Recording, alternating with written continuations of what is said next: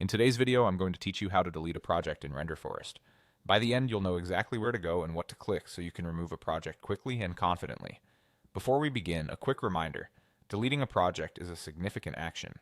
Make sure you truly no longer need it, or that you have a backup of anything important, because once it's gone, it may not be recoverable.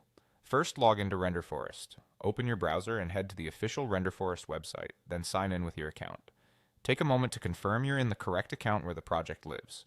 If you manage multiple brands or have used different sign-ins in the past, this quick check will save you from hunting around in the wrong place. Once you're in, look to the left side of the screen for the navigation menu.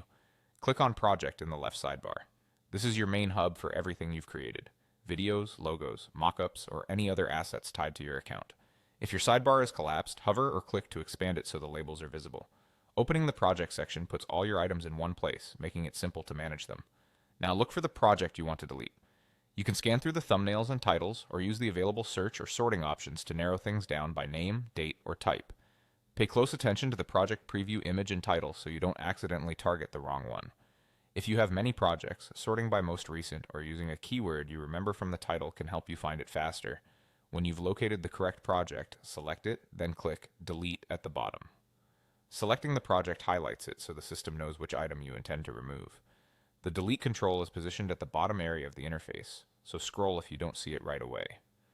Take a second to double check the project name one more time before you proceed. Deleting is intended for items you truly no longer need, such as drafts you've replaced or outdated versions that are cluttering your workspace. That's it. You've logged in, opened the project section from the left sidebar, found the exact project you want to remove, selected it, and used the delete option at the bottom. Keep your workspace organized by periodically reviewing projects you no longer use, and only delete what you're certain you don't need. Thanks for watching, and I hope this helped you tidy up your Renderforest projects with confidence.